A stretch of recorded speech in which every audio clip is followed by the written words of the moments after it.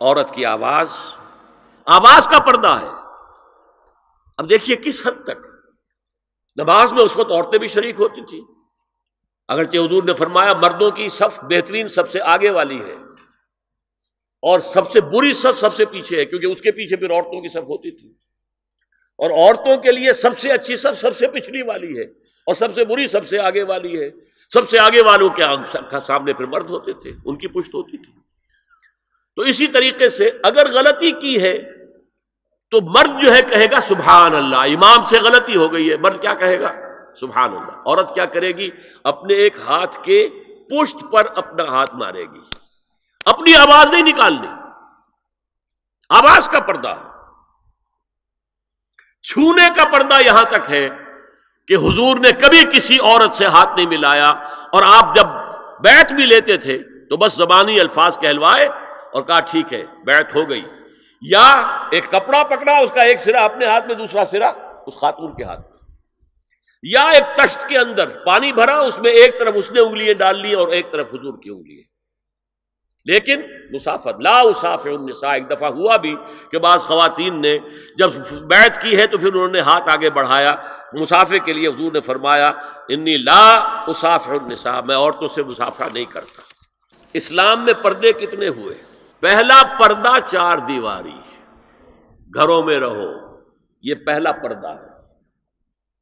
جیسے defence lines ہوتی ہے نا فوج کی، یہ فرسٹ ڈیفنس لائن، سیکنڈ ہے، تھرڈ ہے، پہلی کو عبور کر کے کوئی آ جائے تو سیکنڈ ہے، سیکنڈ سے گزرے تو پہلا پردہ 4 دیواری، اس میں محرم آئے گا۔ اب دیکھیے اسی پر ہماری تہذیب استوار ہوئی، اسی پر ہمارا آرکیٹیکچر بنا، گھر ایسے بنے کہ مردانہ علیحدہ زنانہ علیحدہ، چھوٹا آدمی ہے تب بھی بیٹھک علیحدہ، بیٹھک باہر سے کھلے گی اور پھر ڈیوڑی سے ہو کر پھر گھر کے اندر جائیں گے، مرد آئیں گے تو یہاں بیٹھیں گے، اندر نہیں جائیں گے، اندر تو صرف وہی جائیں گے جو محرم ہے، ابدی محرم۔ دوسرا پردہ ستر، گھر کے اندر جو محرم آ گئے ہیں ان کے سامنے چہرہ تو کھلے گا، باقی جسم کا کوئی حصہ بھائی بہن کا نہیں دیکھ سکتا، اور باپ بیٹی کا نہیں دیکھ سکتا، بیٹا ماں کا نہیں دیکھ سکتا۔ یہ ستر، عورت پوری کی پوری عورت ہے۔ عورت کہتی ہے چھپانے کی چیز کو، عورات النساء، عورتوں کی چھپی ہوئی چیزیں جن پر ظاہر نہیں ہوئی، لم یظہروا علی عورات النساء، ابھی تک ہم نے لفظ پڑھایا بھی۔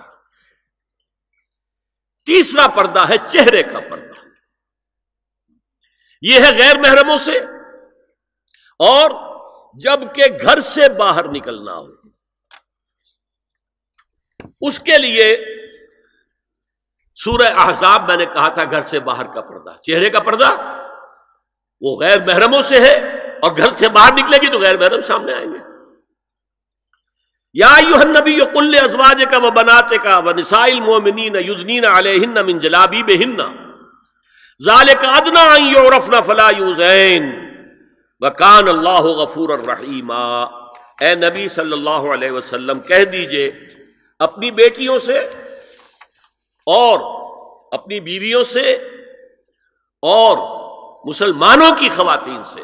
اب دیکھیے یہ سورہ احزاب ہی میں ہو رہا ہے، شروع میں یا نساء نبی سے بات چلی، استیزان بھی صرف نبی کے گھر میں داخل نہ ہو اذن کے بغیر، آگے چل کر سورہ احزاب ہی میں عام بھی کر دیا، قل لازواجک وبناتک ونساء المؤمنین، کہہ دیجئے اپنی بیویوں سے، اپنی بیٹیوں سے اور اہل ایمان کی خواتین سے، یدنین علیہن من جلابیبہن، کہ وہ اپنے چہروں کے اوپر اپنی جلباب کو لٹکا لیا کریں،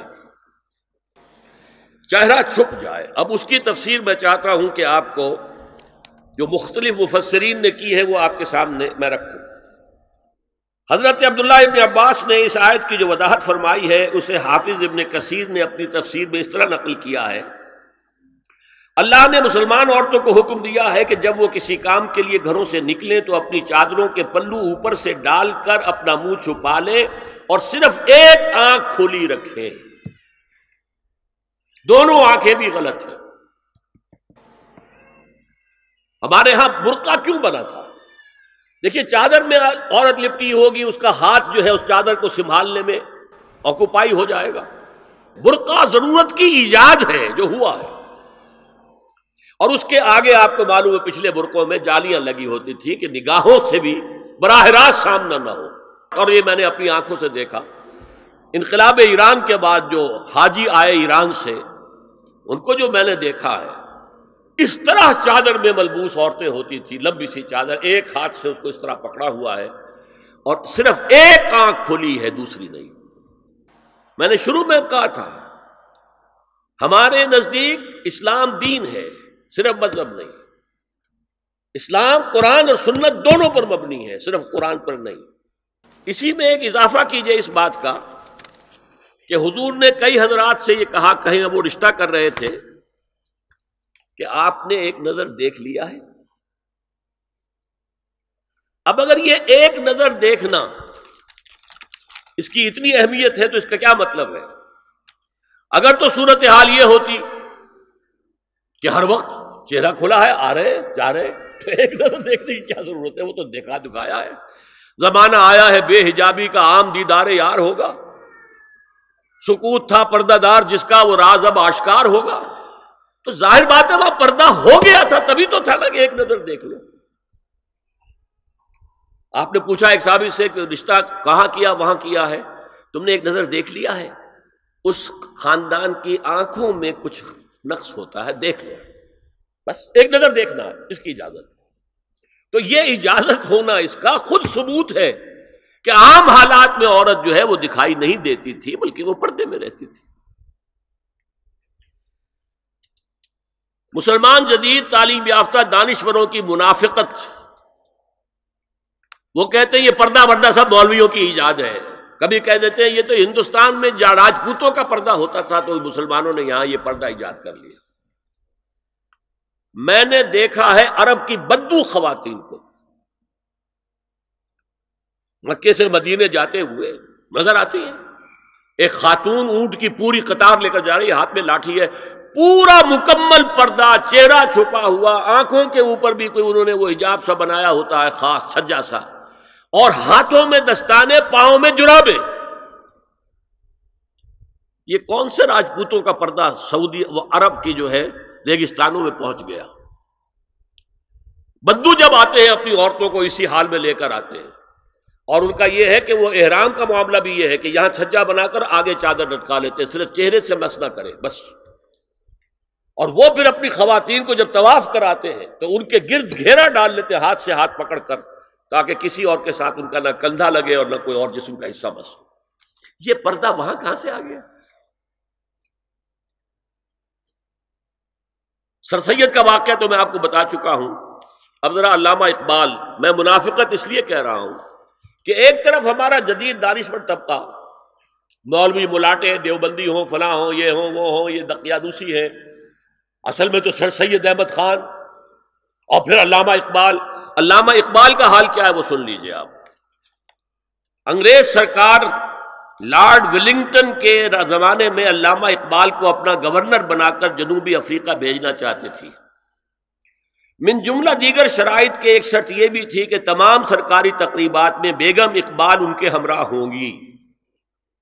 علامہ اقبال نے یہ کہہ کر اس پیشکش کو ٹھکرا دیا، بے شک میں گناہگار مسلمان ہوں اور اعمال کے اعتبار سے مجھ سے بہت سی کوتاہیاں سرزد ہوتی ہیں، تاہم میں اتنا بے غیرت نہیں ہوں کہ محض ایک سرکاری عہدے کی خاطر اپنی بیوی کو بے پردہ کر دوں۔ هي الحلقات تحفظني بآيات من القرآن، هي الحلقات تملأني بحب المصطفى العدنان، هي الحلقات تحفظني